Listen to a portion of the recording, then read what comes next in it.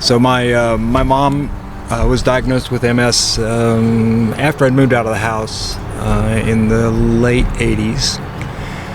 And so I got interested in what that disease was all about as a result of her illness. I'd always been a cyclist, and at the time was living in Colorado Springs. The Texas Hill Country is one of the most beautiful places on earth. In this podcast, recent Hill Country resident Tom Fox visits with the people and organizations that make this one of the most unique areas of Texas. Join Tom as he explores the people, places, and their activities of the Texas Hill Country. For another episode, and I tell people that this is usually having a virtual cup of coffee with Tom. Well, today it's a live cup of coffee because we're outdoors in 30-mile-an-hour wind at Starbucks in Kerrville, Texas. So I'm with Alan Peterson. Alan, first of all, welcome and thank you so much for taking the time to visit with me today. Thanks, Tom. It's great to have the opportunity to talk with you. Alan, I was really intrigued and wanted to visit with you. It started with a reason. I saw you wearing a shirt one day that had MS 150 on it. So maybe if I could start off, tell us a little bit about your MS 150 history. Okay. So my mom was diagnosed with MS after I'd moved out of the house in the late 80s. And so I got interested in what that disease was all about as a result of her illness. I'd always been a cyclist, and at the time was living in Colorado Springs. Some folks that I knew there started riding at lunch. We worked in a factory for Apple Computer south of town, and so we had nice gym facilities and an opportunity to get out and exercise in the kind of the small rural roads that were around the factory, and could get out and ride for an hour and a half and come back, clean up, and get back to work. So a real convenient training environment. And so to sort of stretch it, we decided we'd 5 or 6 of us would sign up for this new thing that we just heard about, this MS 150, which was that year a ride from Denver to Colorado Springs, an overnight in Colorado Springs, and then a ride from Colorado Springs sort of out into the countryside west of Pueblo and then into Pueblo. So about 150 miles in 2 days. It was easy for me because I could sleep in my own bed Saturday night since we overnighted in Colorado Springs. Great experience. I didn't do a lot of fundraising. Just the minimum to get that done that year, and then so that group of folks sort of evaporated and didn't have an opportunity to do that again. Left Apple, went to work for Compaq in Houston a little while later, and then the same sort of thing happened. A group of us decided, let's dare ourselves to take on this adventure, and so in 2005 I like I said, sort of responded to a dare, and we started riding the Houston to Austin version of the same fundraising event.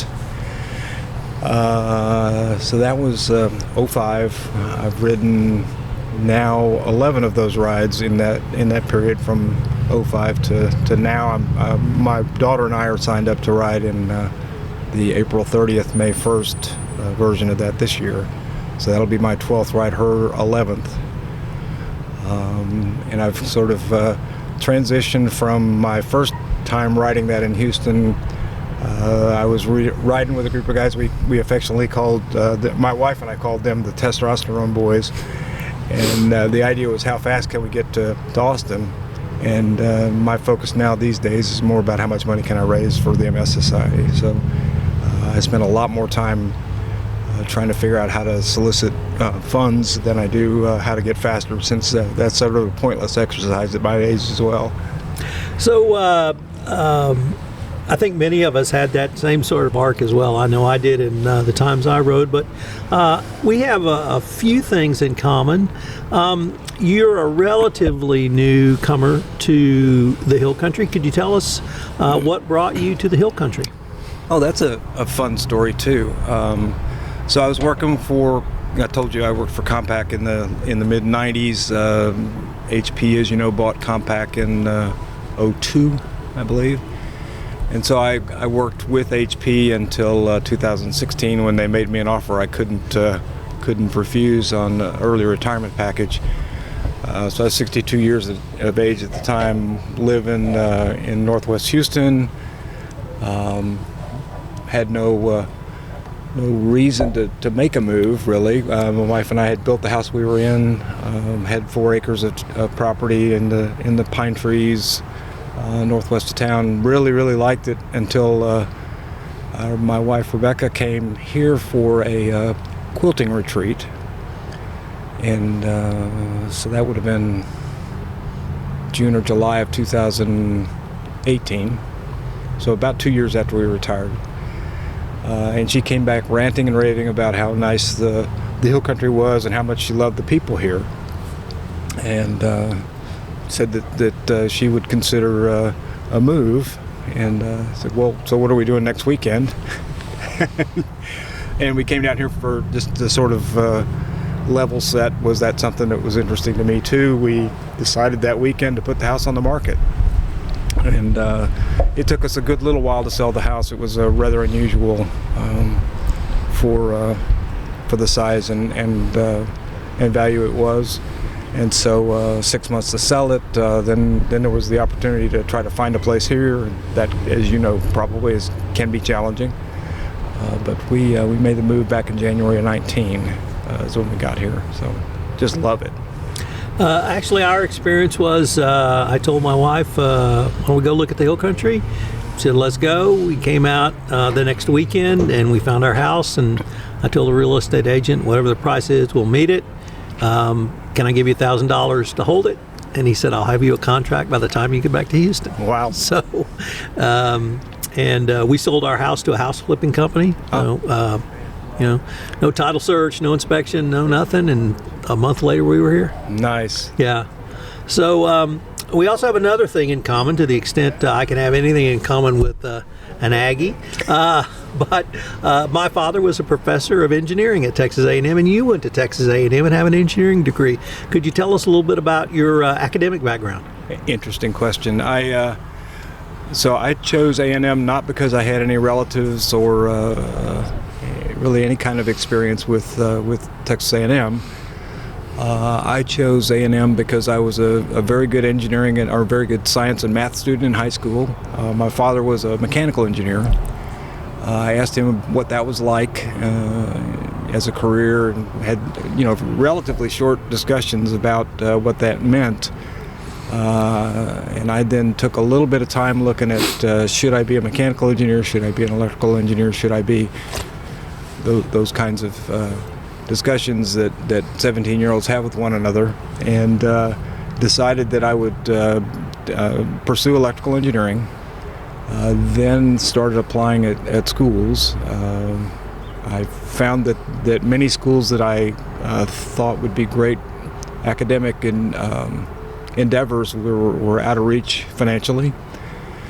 And at the time, A&M was a highly regarded electrical engineering school, and within reach financially, and so that's how that decision got made.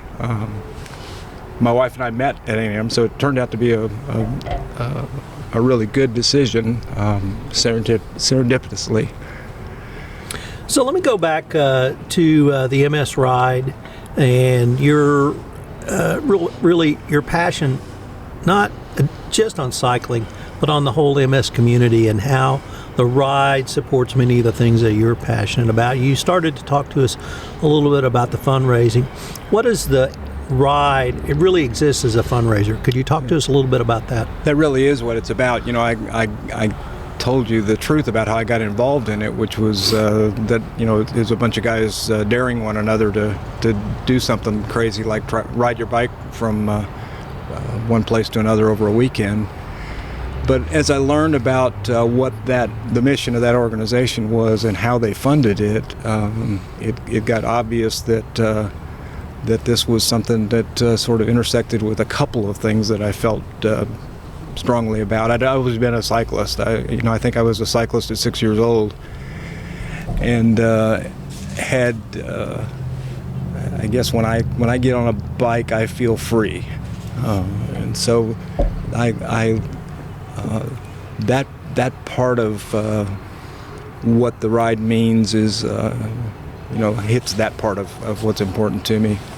I told you about my mom and her experience with the illness and how profoundly I saw it affect her. And so supporting an organization that was trying to help other people that had that same disease was also, important to me. And it looked like these rides and the fundraising associated with them was providing a substantial amount of their funding.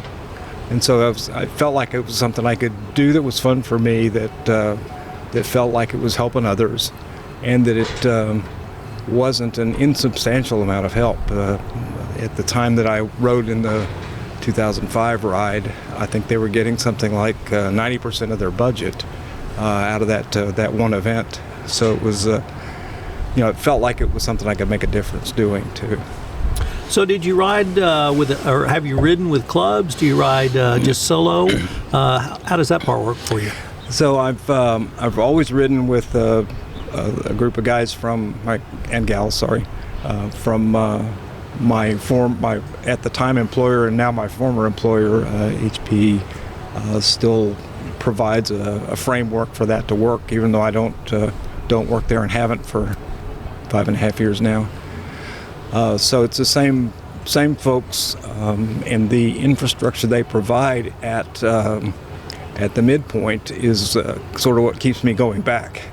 You can do this thing on your own, and the MS Society has made it easier for that to be a comfortable way to do it. They've got tents you can rent, those kinds of things. You can rent a hotel in the LaGrange area if you do, if you get there fast enough, you can make that happen. But the camaraderie of being with 5,000 or 6,000 now people who are all trying to do the same thing is kind of powerful feeling too. And so that feeling of kinship and common purpose is something you can absorb over a half a day and an evening in LaGrange in the county fairgrounds that I can't really find in many other places. So does HP have a tent? Do you have a cooking station and feed you guys and the whole thing? Yeah, it's not like some of the other more well-funded teams, but nice enough. So yes, a big tent. They do some logistics help with getting luggage from the start line to the campsite, and then packing it up and getting it to the finish line as well. But yeah, there's generally a catered meal when you get there. They have some massage tables and massage people that are available to contract with, which is sometimes helpful for us old folks at the end of the day. Those kinds of things. There are other teams that have, much more like a 5-star hotel experience, but this is enough for us to keep wanting to go back to it. So I rode with the Halliburton team when I was with Halliburton, and the first year they had a huge food truck that they barbecue out of, and they brought that up and catered beef to us, and that was fabulous. But a thing I remember were two things from the first one. One, when all the men got there, the first thing we all said was, I'll have to call my mother and tell her I'm okay. These were 40 and 50-year-old men, and what we were doing, not calling our wives, calling our mothers to tell them we're okay. The second thing was, in the way the tent was laid out, you had to bring your own sleeping gear. Yep. And the boys slept on one side, the girls slept on one side, and the couple slept in the middle. I said, just like high school. It was so funny. No educational sleeping arrangements. Yeah, so we have similar sorts of setups. I pack a backpack cot and sleeping bag in one bag, and then change of clothes and other stuff in another small bag.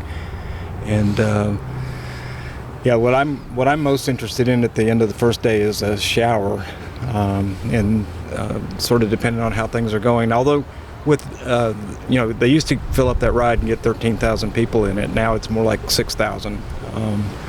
So getting 13,000 people showered was a bigger challenge than 6,000. So the lines are generally shorter than they used to be. But getting off the bike after riding anywhere from 70 to 90 miles on the first day and getting that sweat knocked off of you and cooled off and clean was more important to me than calling my mom. Well, I guess at that point my mom was deceased, so I didn't have that deal. But yeah, and my wife was riding with me for the first, not the first ride, but the next 5. We rode a tandem together. So I didn't have to call in and tell her I was safe because she was right behind me all the way. So you started to tell us a little bit about the fundraising. What do you do to help raise funds? And are you in the 300 Club? I am, and have been for the last 3 years in the 300 Club. And what's the 300 Club? That is those are the 300 people who raised the most money. So for this year, I'm sitting at about my friends and family and former coworkers have contributed around $5,300 so far. Last year, those same folks got to about $8,600. So those numbers are, not stratospheric, but reasonably high compared to average. I think the average contributions are about $1,200 per rider. And like most of these, I guess everything, 90-10, 80-20 kind of rules apply. And the top 300 fundraisers probably are 80% of the fundraising of the ride. So you see people who have $50,000 totals in that 300. So I'm getting better, but I'm still a piker compared to the folks in the top 10 or 20 kind of range. So what I do to do that, and I was a very shy fundraiser at the start. I'm rather introverted. This is an uncomfortable experience talking to you, even knowing that it's being recorded. But I started with looking at coworkers, family, and I would apply a great deal of thought to who might not be offended by being asked for a contribution. Made a lot of decisions about who I should and shouldn't ask, and got predictable results. And so what's happened most recently is I've opened up pretty much all of my contact methods, and I no longer try to decide who would be unoffended by asking, and just ask everybody. And so that happens. That takes the form of a Facebook fundraiser that the MS Society has a plug-in that connects to Facebook and makes that real straightforward. And then they've got an email system that is a little more clunky, but is workable. And then this year I've opened up my LinkedIn connections as well, and sent individual messages to pretty much everybody on my LinkedIn connections, including folks in Taiwan and China and everywhere else. And no one has cut me off. People who I had formerly said, well, I shouldn't bother, have thanked me for the opportunity to participate in an important cause like this. So it's been fun to re-engage with folks that I haven't connected with in a long time, and an important learning for me that I shouldn't make decisions for other people either. So let me ask you a little bit about your training rides, your riding. I'm very familiar with the Houston and Greater Harris County riding scene, not so familiar with the hill country, but in Harris County we had a number of rides that were sort of pre-MS 150, whether you call them training rides or not, but the Blue Bonnet Express and several others. And of course, clubs would go out every weekend. What was your training regimen when you were in Harris County? So I did a lot of those MS 150 training ride series rides. They were a great way for me to stay on track.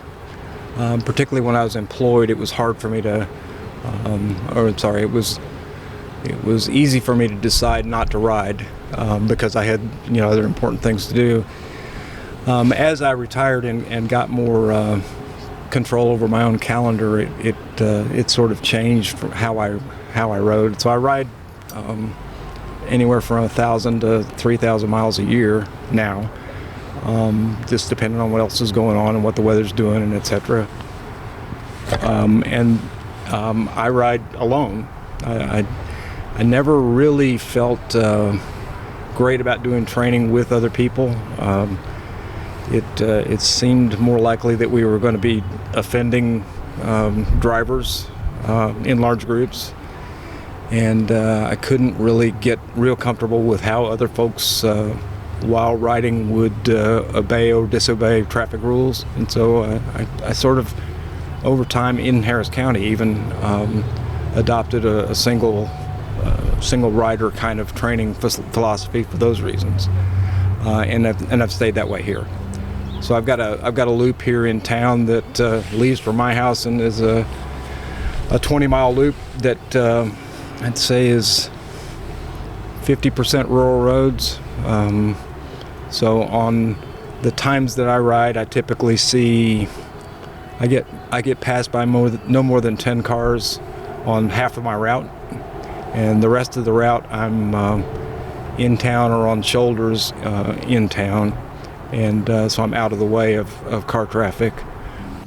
This is Tom Fox again. I'm going to link to Alan Peterson's donation page on Facebook, and I hope you will consider a donation to the MS Society for Alan's ride. It's a most worthy cause.